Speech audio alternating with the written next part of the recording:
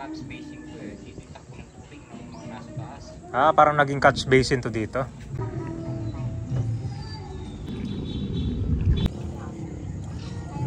Ito yung una napuntahan natin, mga bahay na lubog sa tubig. So hanggang sa dulo pa yan.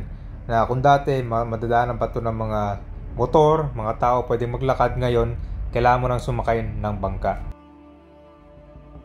Binisita rin natin itong bahay na to kung saan merong mga nakatira. So ang second floor nila, ito yung ginawa nilang tirahan ngayon dahil ang baba nito lubog sa tubig. At dito naman tayo sa kabilang side. Dito pala sa umaga, low tide siya. Pero pagsapit ng gabi, tumataas yung level ng tubig. So meron din mga ilang bahay dito na binabaha pa rin kahit ilang buwan na yung nakalipas.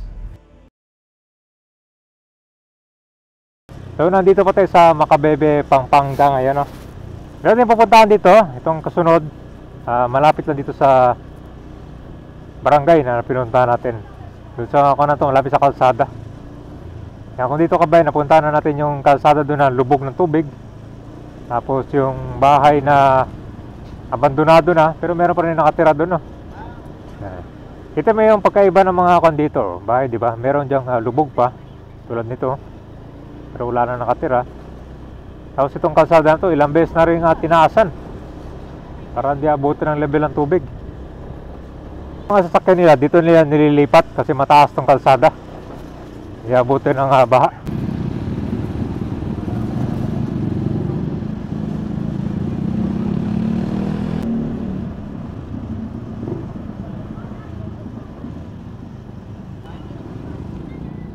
Dito na kabayan, no? Ito dati yung kalsada, pero yung lubog. Malapit lang dito yung pinunta natin. So marami din mga bahay itong lubog. Pero dito, kapag may bagyo kaya, hanggang saan yung baha dito?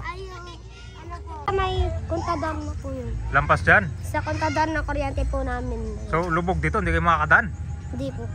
Ganun pala kalalim dito, no? Hanggang saan yung mga bahay kuya? Hanggang sa dulo? Hanggang doon po sa dulo. Hindi na tayo makakadaan, no? Hindi na makakadaan yung motor dyan, no? Malalim, di ba? Malalim yan dyan kabayan. So paano natin? Kailangan sumaka... walang dumadaan dyan. Marami pong dumadaan kagad. Dati po rin. So ito na kabayan. So habot hanggang kuan pala, hanggang tuhod yung baha dito. Diabot. So ito yung mga bahay ito kabayan na lubog na sa no? Yung kon ito, first floor, wala na nakatira. Dito na lang sila sa second floor. Pwede palang laka. Mag-ano kaya mag-amaga, mababaw. May oras lang dito na mataas yung tubig. Pagka-ano na, hapon. Mamaya pa po yan, gabi. Lubog na yung tulay na yan. Lubog na tong tulay. Pero pag umaga, wala tubig dyan. Wala pa tubig yan hanggang doon. Okay. Ito sir, gawa sa kwanta na. Sa mga ano. Anong tawag nyo dito? Balsa. Balsa. Ito pang madalian na. Lalagyan ng mga plastic. Ito sir, balsa din yan? Oo, kaya. Nakabay na. Pero may panahon dito sir na madadaanan to ng motor? Umaga. Umaga? Pag ganitong oras pala mataas yung tubig.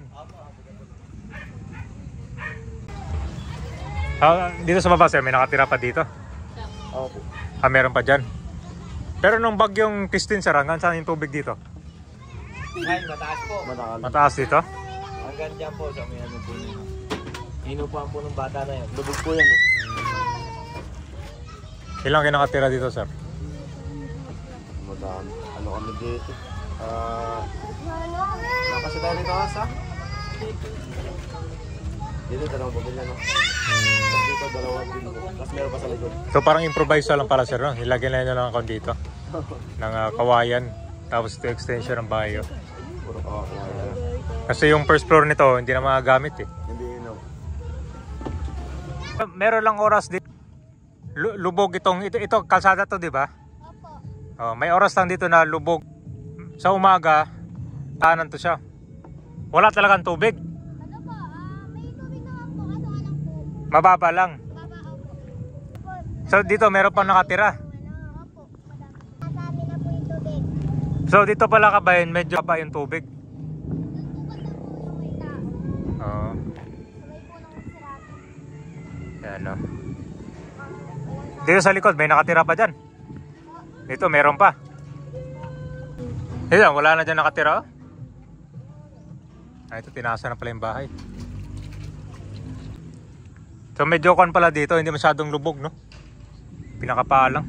Sa isang taon lang, ngayon, diretsong 5 years na. 5 years na wala nang kon talaga. Hindi na siya bumaba, no? Bumaba po siya, lili, lalaki, lalaki. Pero ngayon siya hindi na nawawala yung tubig. Hindi pa rin nawawala yung tubig. Yan po, mamaya niya na ito. So may oras pala dito na high tide. So ang or bangka ang kailangan nyo dito. Opo. Yung national yun eh, yung gobyerno dapat pahay ng ilog para bumaba yung tubig dyan. Yung solusyon. Oo, mababaw ng ilog. Wala nang tatakbo ng mga... Kailangan ayusin yung ilog, sir, para makalabas ng tubig. Kasi parang cut spacing ko eh, tititakbo ng tubig ng mga nasa taas. Parang naging catch basin to. Yung oras naman dito na mababa yung tubig. Wala, siguro hanggang paa. Ganun kataas yung dito. Ano nakatira dito? Alam ko may ano po dyan, may aso. Ito lubog pala, no? Yan kami, pabalik na tayo. So, pala, mababaw lang pala. Pero pag high tide, hanggang saan yung tubig? Ano po? Hanggang leg dito? So, lubog pala ito yung mga ibang bahay dyan, kabayan na. Dati po, inabutan po yung ano. Yung kuryente po namin. Oriente? Yung pabilog. Kasi po, tsaka po nung dati po, lakbang tao po yan. So, itong bangka nila kabayan, ito yung pang-konto para sa tao, no? Pag kailangan nila emergency dito, lalo na pag may dala silang mga grocery, kailangan nila ito. Nakaparada kanina, tumaas agad yung tubig, no? So, ibig sabihin, pagsapit ng gabi, mas malalim. So, dapat hindi mo iwan yung kwan dito, sasakyan pala. So, marami din palang ang kasya dito sa bangka. Pang to, pang 5-seater, oh, ganun kadami. Tapos meron din itong balsa, oh, pag gusto mo nakaupo. Merong kahoy dyan, tapos ito, puro mga plastic. Ano? Yeah. So, ito, pinikaiba pala ito kapag nakaupo ka. Abutin ka hanggang terrace. Oo, lagpas pa sa kwarto pa namin. Pero, July hanggang... Kumbaga ngayon pa lang nawala. Kumbaga yun sa amin na unang natatanggal niya kasi medyo mataas. Ganun kasi. Yan o, kailan lang din nawala ng mani. So, lang pala. Kasi ang next ito, ma'am, summer na, no? Ang panahon ng ulan, ang buwan ng tag-ulan dito, mga June. July, so ka naman, balik na naman. Oo. So, pag nagsimula yung bagyo dito ng July, ma'am, ilang buwan na naman? Naku, mga 6 na buwan. Yun, So, ano na naman. Ngayon lang yung February, January. So, ilang buwan na naman kayo magkuhan dito, magtitiis, no? Oo. Kailangan, meron kang ano. Pero mas okay pa siguro dito kasi malapit kayo sa kalsada. Yung doon sa cemetery, grabe na. Oo, may sarili naman silang service na Bangka talaga, no? So, ganun pa na. Kaya pag silip ninyo, yung likod ng sementeryo, yung pinakaano makikita nyo, may tubig. Sa amin, pathway namin, ngayon lang nawala ang tubig. So, bago lang pala umupa yung tubig, no? Yung unang video na punta natin doon sa kabila, oh. Kaso dito tayo makadiretso dito dahil mataas yung tubig.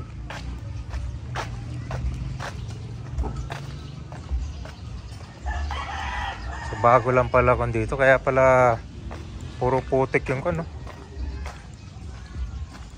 Bago pa lang to. Kaso pag panahon ng July ulit, babalik naman sa dati. So dito yan sa area na malapit sa Pampanga River, ito yung mga bahay na halos apektado. Yung iba dito, lumipat na sila ng iba, pero meron din mga ilang bahay dyan na meron pang nakatira. Dito lang yung malapit sa kalsada. So nagmisto lang catch basin itong mga bahay na malapit dito sa kalsada. Yan, so ito na po yung river. Sana mabigyan din sila ng relocation, no? Lalo na yung mga housing project. Isa sa napuntahan natin doon malapit sa San Fernando pero medyo malayo pa siya dito. So ano masabi nyo ng kabayan sa mga ilang kabayan dito na inaabutan ng level ng tubig?